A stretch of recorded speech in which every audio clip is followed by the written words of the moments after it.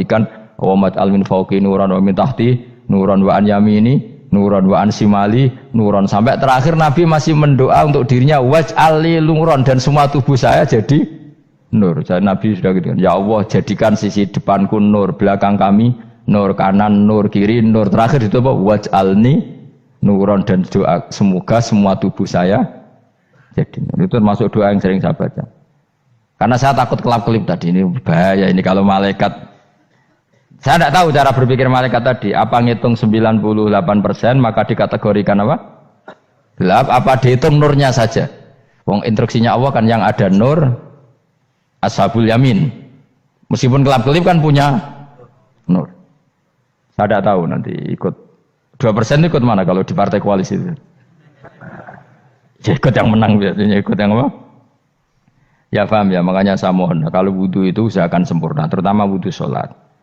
Kalau nggak wudhu sholat itu sebaiknya nggak sempurna, supaya ada bedanya wudhu sholat sama wudhu tidak sholat. Rasulullah itu masyhur gitu ya, Rasulullah itu kadang tawaddu'a wudhu'an khafifan, wudhu yang sederhana, yaitu hanya sekali-sekali dan tidak sempurna. Ketika ditanya as-sholat ya Rasulullah, tidak.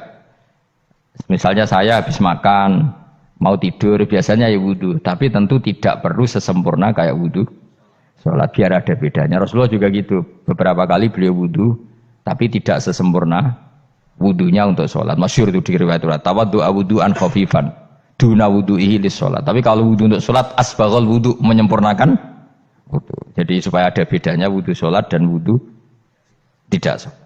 Saya gak wong ora iso ngaji padha kabeh. Abu Bakar ya gitu, ana wong poso sunat kok nyediakno buka dimarahin.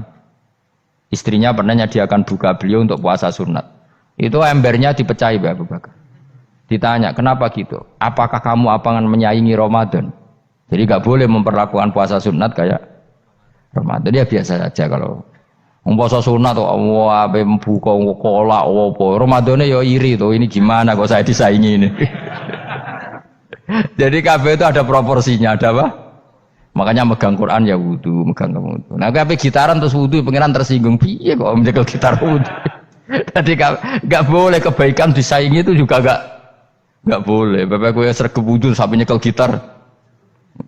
Yo, Quran tersinggung, wah semen itu gak semen kan. Malaikat panitia kan ya tersinggung. Kabeh itu kan ada proporsinya, apa? Ada proporsinya. Itu hebatnya Rasulullah. Jadi kalau beliau wudu, bahkan wudu itu wudu li sholat sama tidak sholat itu. Misalnya sholat sunat itu kamu mampu ngadeg boleh nggak duduk? Boleh. Kalau sholat fardu nggak boleh, biar ada bedanya. Fardu itu spesial, nggak boleh, harus berdiri. Kalau sunat pun harus berdiri. Fardu tersinggung, iya sunat kok nyaingi aku kan gitu kayak. Ya makanya sholat fardu wajib berdiri ya. Sholat sunat boleh duduk meskipun mampu loh ya.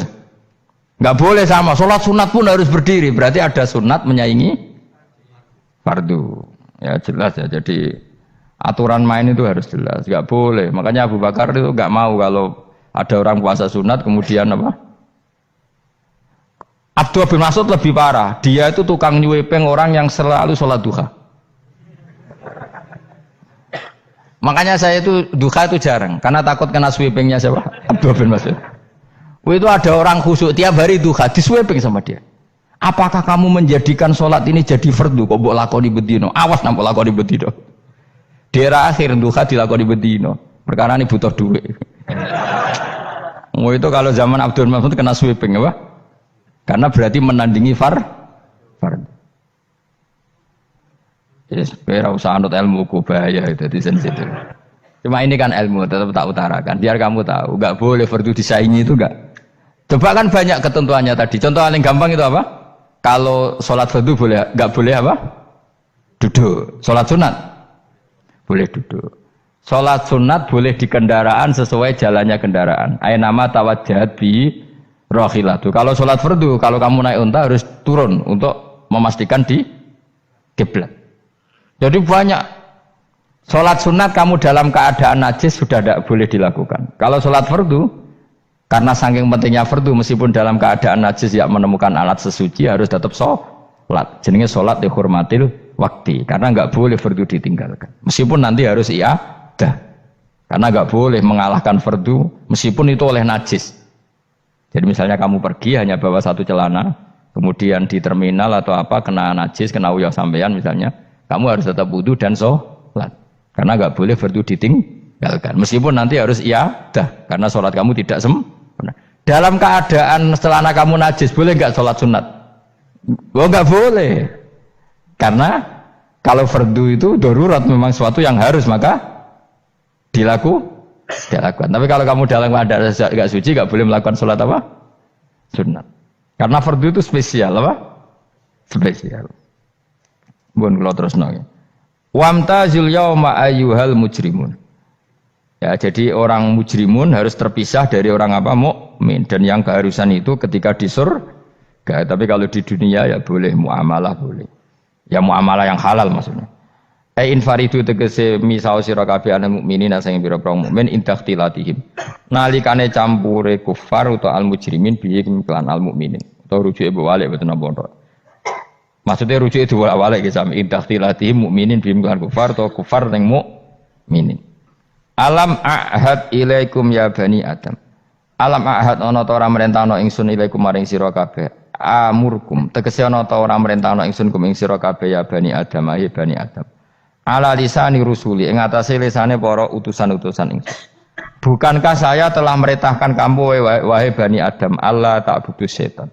Yen ora menghamba sira kabeh asetan ing setan. Ngendikane pangeran kowe ijek kanut setan cek nemen nih. Bukankah sudah saya perintahkan kamu tidak boleh diperbudak napa setan. Maknane la tutiu tegese aja taat sira kabeh ing setan. Inna sak temene setan laku maring sira kabeh aduun musuh mubinun kang jelas. Bayinul adawati banget musuhane. Lah yo setan musuhmu kok malah mbok nut bocah kok sarap ngono. Karuan musuh kok di nut. Anut yo pangeran mergo Allah wali fid dunya wal akhirah. Wa ani buduni lan yen to nyembah sira kabeh ni ingsun. Wa anestune kelakuan budu nyembah sira kabeh ni ingsun wahidu tegese nglakoni tauhid sira kabeh.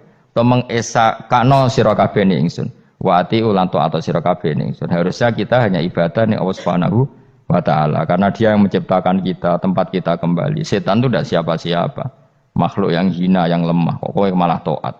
Taat ya ning gone zat sing super, sing gawe kita, sing memberi rezeki kita dan zat yang kita kembali. Hadza utawi iki maksudane taat ning Allah taala. Hadza ai al-madkur min taatillah iku siratun iku dalan tori untuk sedalan mustaqimun kan.